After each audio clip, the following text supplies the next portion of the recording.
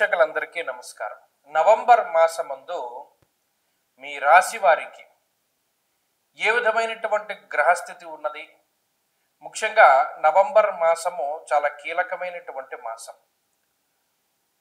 ఈ మాసమందు అనేక గ్రహాల తాలూకు స్థితిగతులు, ఉదాహరణకి అతిచారంలో ఉండేటువంటి గురువు తిరిగి వక్రగతిని ప్రారంభం చేయడం, చాలా కాలంగా వక్రగతిలో ఉన్నటువంటి శనేశ్వరుడు తన యొక్క వక్రగతిని పూర్తి చేసి మరలా రుజుమార్గంలో సంచరించడం, కుజుని యొక్క స్థితిగతులు, రవి యొక్క మార్పు, ఇలా అన్ని గ్రహాలు కూడా తమ యొక్క స్థానాలని కొంత ప్రభావితం చేస్తూ ఉన్నాయి. ఉదాహరణకి ఈ మాసంలో ఉండేటువంటి గ్రహస్థితిని గమనిస్తే 10వ తారీఖు దగ్గర నుండి బుధుని యొక్క వక్రగతి ప్రారంభమవుతుంది. అయితే ఈ మాసంలో బుధుడు వక్రించి ఉన్న రుజు మార్గంలో ఉన్న తులారాశిలోనే బుధుని యొక్క సంచారం ఉన్నది. అలాగే రాహుకేతువులు కుంభ సింహరాశులు ఎందే ఉన్నారు, గురువు కర్కాటక రాశి ఎందే ఉన్నారు, శనేశ్వరుడు మీనరాశి ఎందే ఉన్నారు. కాకపోతే శనేశ్వరుడు ఈ మాసంలో 28వ తారీఖు వరకు వక్రగతిలో ఉండి మాసం చివరిలో మాత్రం వక్రత్యాగం చేస్తారు, అంటే వక్రగతిని వదిలిపెట్టేస్తారు. ఇవి ఫిక్స్డ్గా ఉండేటువంటి గ్రహాలు. వీటితో పాటుగా శుక్రకుజులు కూడా వృశ్చిక రాశి ఎందే ఉన్నారు. అంటే మీరు గమనించండి, గురుడు, రాహువు, కేతువు, శనేశ్వరుడు, కుజుడు, బుధుడు, అలాగే ఈ మాసమందు శుక్రుడు కూడా ఆల్మోస్ట్ స్థిరంగానే ఉన్నారు. మిగతా గ్రహాలు అంటే పర్టికులర్గా రవి గ్రహం యొక్క స్థితిగతులను కనుక మనం పరిశీలన చేస్తే 16వ తారీఖు వరకు తులారాశి యందు, 16వ తారీఖు తర్వాత వృశ్చిక రాశి యందు రవి యొక్క సంచారం అనేటువంటిది ఉంటుంది. కాబట్టి ఈ మార్పు ప్రభావితం చెందిస్తూ ఉంటుంది. గురుని యొక్క అతిచారము, శని యొక్క వక్రగతి ముగింపు, ఇవన్నీ కూడా తీవ్రమైనటువంటి ప్రభావాన్ని చూపించబోతూ ఉన్నాయి ఈ నవంబర్ మాసంలో. కాబట్టి ఇటువంటి గ్రహ సంచారాన్ని అనుసరించి మీ రాశి వారికి ఏ విధమైనటువంటి ఫలితాలు కలగబోతూ ఉన్నాయి అనేటువంటి విషయాన్ని చాలా క్లుప్తంగా ఈ వీడియోలో మనం తెలుసుకునేటువంటి ప్రయత్నం చేద్దాం. మీనరాశి వారికి నవంబర్ మాసంలో ఉండేటువంటి గ్రహస్థితిని గమనిస్తే ఈ రాశి వారికి పంచమంలో ఉండేటువంటి గురువు ఒక్కరే గొప్ప గ్రహం. మిగతా ఏ గ్రహం యొక్క అనుకూలత లేదు ఈ మాసంలో.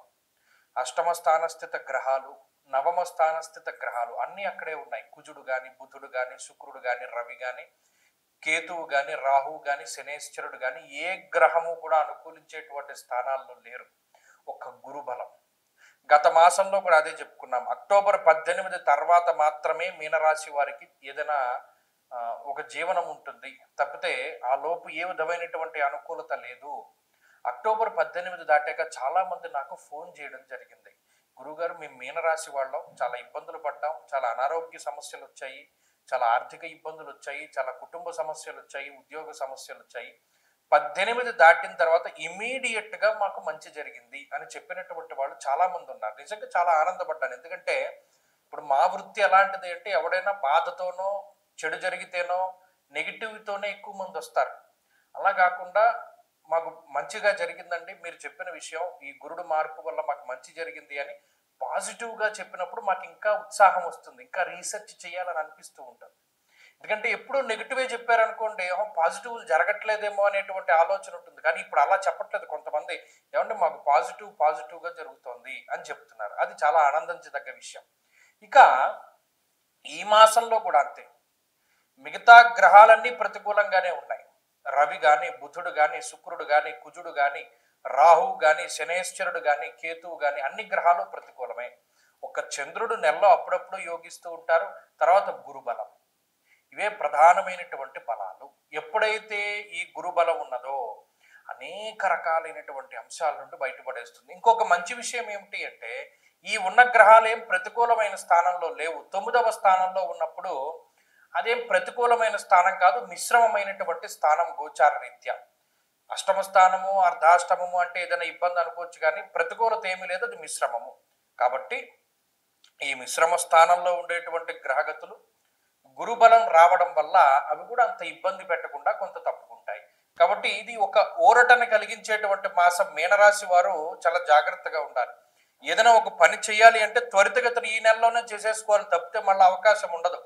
ఈ గురుబలం ఉన్నన్ని రోజులు దీపం ఉండగా నీళ్ళు చక్కబెట్టుకోవాలంటారే, అలాగే మీరు ఈ గురుబలం ఉన్నంత కాలం చక్కబెట్టేసుకోవాలి. అలా చక్కబెట్టుకోగలిగితే రానున్నటువంటి ఒక 4-5 నెలలు గురుబలం లేకపోతే కొంత ఇది కాస్తుంది. తప్పితే ఈ నెల వచ్చే నెల మీరు అశ్రద్ధ చేసి బద్దకించారా, పోయినట్టు. కాబట్టి ఈ గురుబలం పోతే మళ్ళీ రాదు. కాబట్టి దీన్ని వినియోగించుకోండి. ఈ గురుబలం ఉన్న మాసం చాలా గొప్పది. ఇందులో ఇబ్బందులు ఉంటాయి కానీ రికవరీ రేట్ బాగుంటుంది. గతంలో జలుబు చేస్తే 10 రోజులు తగ్గేది ఇప్పుడు 2వ రోజు తగ్గిపోతుంది. అది తేడా. ఉదాహరణకి చెప్పారు, గతంలో ఏదైనా ప్రాబ్లం ఉంటే 10 రోజుల వరకు ఎక్స్టెండ్ అయ్యేది ఇప్పుడు 2 రోజులకు పోతుంది. ఆ రకమైనటువంటి సరళి వస్తుంది. కాబట్టి ఈ విషయాలన్నీ దృష్టిలో పెట్టుకోండి. మీనరాశి వారు మరిన్ని శుభ ఫలితాలు సాధించడానికి ఎక్కువగా గురు చరిత్ర చదువుతూ ఉండడం, దక్షిణామూర్తి స్తోత్ర పారాయణ చేస్తూ ఉండడం ఇత్యాదివి చేస్తూ ఉండడం ద్వారా కూడా మంచి ఫలితాలు సంప్రాప్తమవుతాయి. స్వస్తి.